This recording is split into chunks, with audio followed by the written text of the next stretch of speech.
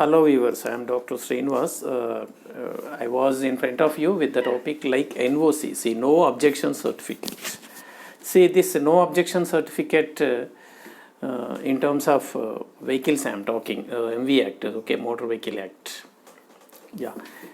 మీరు ఎవరైనా ఒక రాష్ట్రంలో వెహికల్ని రిజిస్ట్రేషన్ చేసి మరో రాష్ట్రంలో మనం ఏదైనా ఉద్యోగరీత్యా ట్రాన్స్ఫర్ అయినప్పుడు వేరే రాష్ట్రంలోకి వెళ్ళి అక్కడ ఈ వెహికల్ని మనము యూజ్ చేయాలనుకున్నప్పుడు మనము ఫస్ట్ రిజిస్ట్రేషన్ చేసిన రాష్ట్రం నుంచి ఎన్ఓసి తీసుకోవాల్సిన అవసరం ఉంటుంది.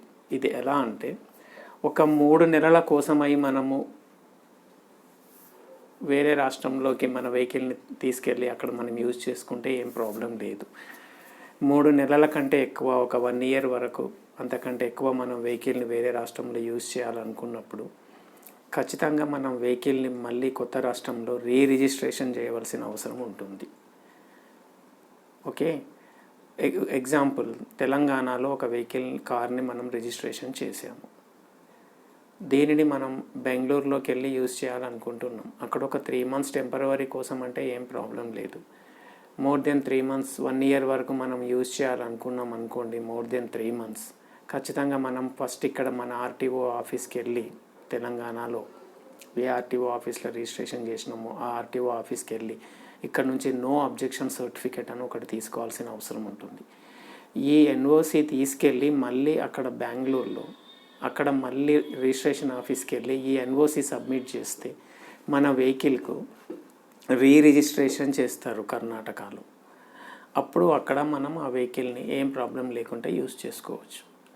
ఒకవేళ ఇట్లా మనం ఎన్ఓసి తీసుకోకుండా రిజిస్ట్రేషన్ చేసుకోకుండా ఇదే తెలంగాణ రిజిస్ట్రేషన్తో కాక మనం వేరే రాష్ట్రంలో వెహికల్ని నడిపితే ఒక లీగల్ ఇష్యూ అవుతుంది. ఒకవేళ ఏమైనా మనం ఇన్సూరెన్స్ క్లెయిమ్ చేయాల్సిన అవసరం వచ్చిందనుకోండి, అప్పుడు ఇన్సూరెన్స్ క్లెయిమ్ కాదు, ఈవెన్ పోలీస్ వాళ్ళు కూడా ఏదైనా కేసు ఫైల్ చేసే అవకాశం ఉంటుంది. So let's we go in to the details of this NOC, no objection certificate.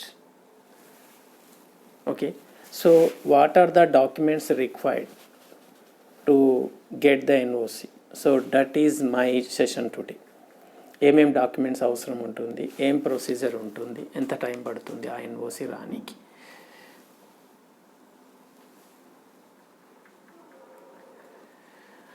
Okay, as I mentioned, so this NOC is an important, okay, so for the vehicle owners, okay, who thought of taking their vehicle from one state to another state.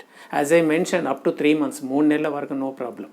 3 months వరకు మనం use చేయాలి టెంపరవరీగా వేరే రాష్ట్రంలో అనుకుంటే ఏం problem లేదు. However if you plan to move to a new state or A union territory, okay, over a year, okay, there it is mandatory for you to re-register your vehicle in the new state. For that you required an NOC from your original state where you have previously registered your vehicle. Okay, చాలా వరకు చాలామంది ఇది follow car, జనరల్గా వెహికల్ని తీసుకెళ్ళిపోయి అక్కడ drive చేస్తూ ఉంటారు. So they land in trouble when if they want to claim any insurance on the vehicle, if ఏదైనా యాక్సిడెంట్ అయినా, ఒకవేళ వెహికల్కి ఏమైనా డ్యామేజ్ అయినా ఇన్సూరెన్స్ క్లెయిమ్ చేయాలనుకున్నప్పుడు అప్పుడు ఇష్యూస్ వచ్చేస్తాయి. So important point here is before you can apply for a registration in a new state, yeah, that's what I mentioned. So before you are applying for a new registration in a new state, the RTO will ask you the NOC from your original state. So that is nothing but no objection certificate. So that you have to apply in your original state.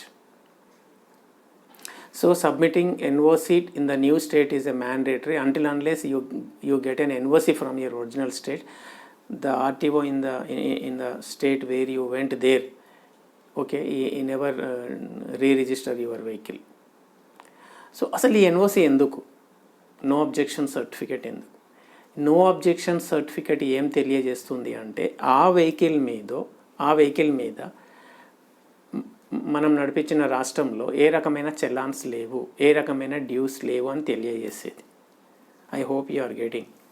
The purpose of NOC is it shows that there is no claims or no dues from your original state where you are previously driving your vehicle.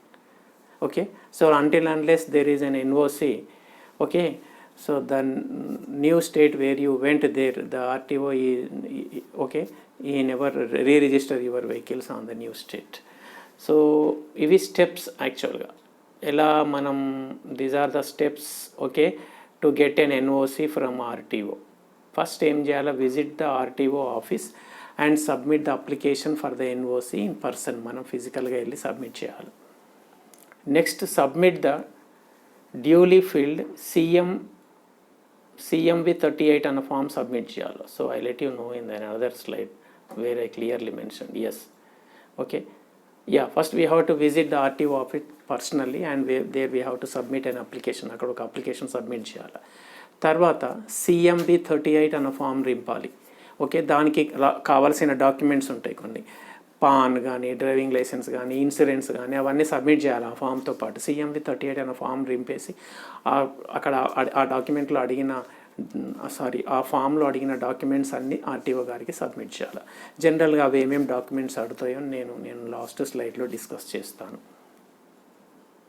So ఖచ్చితంగా owner of the vehicle RTO ఆఫీస్ని visit చేయాలి పర్సనల్గా, ఆ application submit చేయాలి.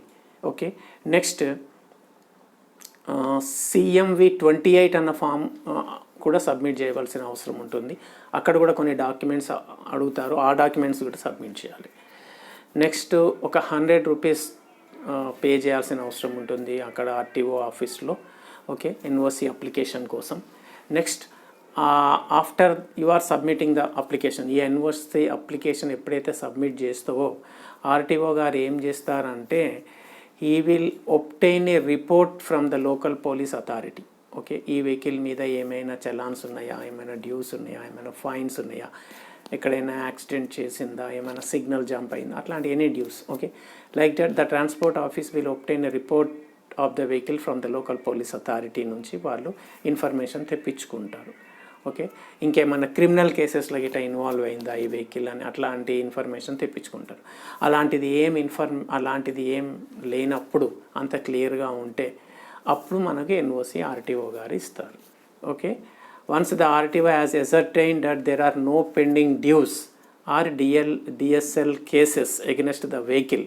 Okay, ఏ vehicle మీద ఎలాంటి disobedience of traffic rules కానీ, cases కానీ, చలాన్స్ కానీ, డ్యూస్ కానీ, ఏదైనా క్రిమినల్ కేసెస్లో అఫెన్స్లో ఇన్వాల్వ్ అయినట్టు కానీ ఏ రకమైనది ఏం లేకుంటే అప్పుడు నో అబ్జెక్షన్ సర్టిఫికేట్ ఇష్యూ చేస్తారు. దీనికి ఒక 3 రోజుల టైం పడుతుంది.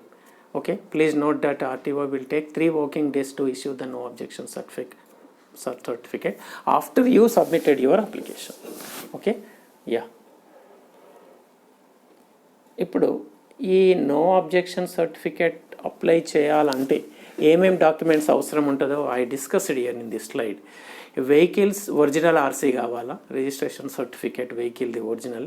Next valid insurance policy document, vehicle insurance కావాలి. Next permit and fitness certificate in case of commercial vehicles, ఒకవేళ అది కమర్షియల్ వెహికల్ అయితే దానికి ఫిట్నెస్ సర్టిఫికేట్, పర్మిట్ సర్టిఫికేట్ కూడా కావాలి. నెక్స్ట్ పొల్యూషన్ సర్టిఫికేట్ కావాలి. నెక్స్ట్ ఒకవేళ ఆ వెహికల్ మీద ఏమైనా ఫైనాన్స్ ఉంటే, okay, concerned financial you have to mention this consent. Okay, ఇతను వేరే స్టేట్కి దీన్ని తీసుకెళ్ళచ్చు అని ఒక కాన్సెంట్ ఫైనాన్షియర్ ఇవ్వాలి. Consent of financier on CMV Form 28, దానికి ఒక ఫామ్ ఉంటుంది. ఆ Form 28 ద్వారా in case the concern vehicle is covered by, ఒకవేళ అది ఏదైనా హైపోతికేట్ అయ్యి ఉండి, ఆర్ యూ అండర్స్టాండింగ్, ఏదైనా లోన్ ఉండి, ఏదైనా లీజ్ అగ్రిమెంట్ అలాంటి ఏదైనా ఉంటే అక్కడి నుంచి మనం క్లియరెన్స్ తెచ్చుకోవాలి. నెక్స్ట్ యూనో ఆర్టీఓ గారు పెన్సిల్ ప్రింట్ తీస్తారు చాసిస్ నంబర్ని. ఓకే, ఆ చాసిస్ నంబర్ మీద pencil print. Next CMV Form 28 అన్న ఇంకొక ఫామ్. ఓకే, అందులో అది మెన్షన్ చేయాలి. Next photo identity and address proof, ఏదైనా identity proof, PAN, Aadhaar, passport, address proof, ఇవన్నీ ఇవ్వాలి. ఈ డాక్యుమెంట్స్ అన్నీ సబ్మిట్ చేసి, నేను ఇంతకుముందు ప్రీవియస్ స్లైడ్లో చెప్పినట్టుగా, ఓకే, అవన్నీ సబ్మిట్ చేస్తే 3 working daysలో మీకు ఎన్ఓసి వస్తుంది. ఎప్పుడైతే ఎన్ఓసి వస్తుందో ఆ ఎన్ఓసి తీసుకెళ్ళి వేరే స్టేట్లో మళ్ళీ ఆర్టీఓ గారికి ఇస్తే అక్కడ అప్పుడు మన వెహికల్ని రిజిస్ట్రేషన్ చేస్తారు ఆ కొత్త రాష్ట్రంలో. అప్పుడు అక్కడ మీకు రిజిస్ట్రేషన్ అయితే అప్పటి నుంచి మీరు ఆ రాష్ట్రంలో మళ్ళీ హ్యాజిల్ ఫ్రీగా ఏం ప్రాబ్లం లేకుండా మీరు వెహికల్ నడిపించుకోవచ్చు. ఏమైనా డ్యామేజ్ అయినా, యాక్సిడెంట్ అయినా, ఇన్సూరెన్స్ క్లెయిమ్ చేసినా అప్పుడు ఏమి ఇష్యూస్ రావు. ఓకే, సో టోటల్గా purpose of this session is that ఒక రాష్ట్రం నుంచి ఇంకో రాష్ట్రంకి వెహికల్ని షిఫ్ట్ చేసి అక్కడ 3 నెలల కంటే ఎక్కువ మనం వెహికల్ని యూజ్ చేయాలనుకుంటే ఖచ్చితంగా మన ఒరిజినల్ ఆర్టీఓ, పాత ఆర్టీఓ దగ్గర నుంచి, మన రాష్ట్రంలో ఆర్టీఓ దగ్గర నుంచి ఎన్ఓసి తీసుకెళ్ళి వేరే రాష్ట్రంలో ఏ రాష్ట్రంకి వెళ్ళినామో ఆ రాష్ట్రంలో ఆర్టీఓ గారికి ఎన్ఓసి సబ్మిట్ చేసి అక్కడ రిజిస్ట్రేషన్ చేసుకోవాల్సిన అవసరం ఉంటుంది. అది ఈ ఎన్ఓసి యొక్క ఉద్దేశం. ఎన్ఓసి లేకపోతే రిజిస్ట్రేషన్ కాదు, రిజిస్ట్రేషన్ లేకపోతే ఇక్కడ రిజిస్ట్రేషన్ ప్లేట్ తోటి అక్కడ వెహికల్ నడపడం క్రైమ్ అవుతుంది. ఏమైనా యాక్సిడెంట్ అయినా ఇన్సూరెన్స్ కూడా రాదు. Thank you so much for your patience. మీరు if anybody is listening my session first time, please subscribe and press the bell symbol and share to your near and dear. And you can download this PPT from my website www.telanganapropertyprofessionals.com. Okay, thank you so much for your support and cooperation.